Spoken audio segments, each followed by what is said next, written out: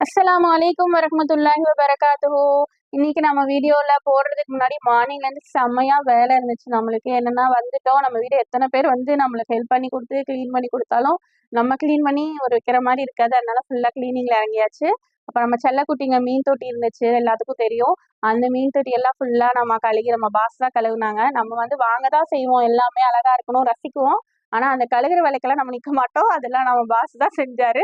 ஃபுல்லா எல்லாமே நீட்டா கழுகி எல்லாம் வச்சு அவங்களுக்கு ஒரு மறுவாழ்வு குடுத்துருக்கோம் நாங்க. மாஷா அல்லாஹ்.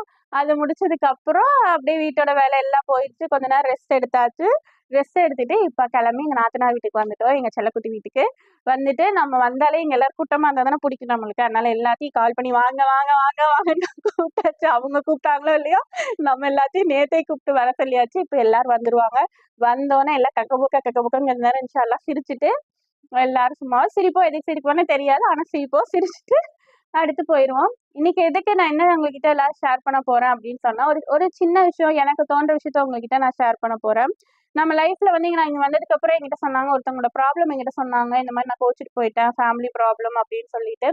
ஒண்ணு நல்லா ஞாபகம் வச்சுக்கோங்க. நம்மள சுத்தி எல்லா விஷயங்களும் நம்மளுக்கு நடக்கும். இப்போ ஒரு மனுஷங்கன்னு இருந்தாங்கன்னு சொன்னா, அந்த மனுஷங்கள அந்த ஹியூமன் பீயிங்க வந்து ஒரு 100 பேத்துக்கு பிடிக்கும். 1000 பேத்துக்கு பிடிக்காது. அட்லீஸ்ட் ஒரு 100 பேத்துக்கு பிடிக்காது. ஒரு 10 பேத்துக்கு தான் பிடிக்கும்.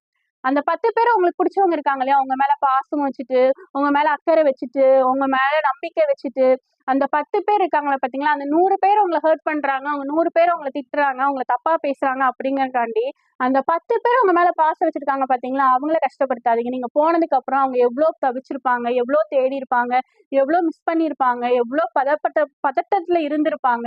இது எதுவுமே நம்ம யோசிக்காம, அந்த 10 பேத்த நீங்க அந்த 100 பேர நானு பழி வாங்குறேன். அந்த 100 பேர் என்ன கஷ்டப்படுத்துறாங்க. நான் எங்கேயாவது போறேன். நான் என்ன நானே ஹர்ட் பண்ணிக்கிறேன். என்ன நானே நான் கஷ்டப்படுத்திக்கிறேன்னு சொன்னோனே ஒருத்தவங்க செய்றாங்க. நான் பார்க்கக்கூடியவங்களா இருக்கும். அந்த 100 பேர விட்டு தள்ளிட்டு, இந்த 10 பேருக்காக வாழ பழகுங்க. உங்கள அந்த 10 பேர் நம்ம நல்லா வாழ்ந்தா அந்த 10 பேர் சந்தோஷப்படுறாங்களா? அவங்களுக்காக நல்லா வாழ கத்துக்கங்க.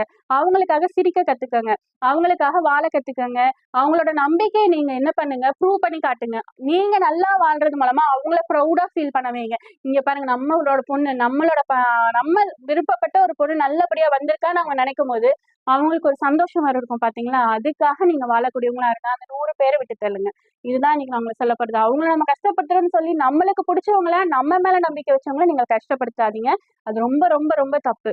நம்ம மேல நம்பிக்கை வச்சவங்க மேலயும், நம்ம மேல ஆசை வச்சவங்க மேலயும், நம்ம மேல அக்கறை வச்சவங்க மேலயும், உங்களோட பர்சனல் பிரச்சனை, அவங்கள நம்மள கஷ்டப்படுத்துறாங்கங்கிற பிரச்சனைனால அவங்கள நீங்க இழந்துராதீங்க.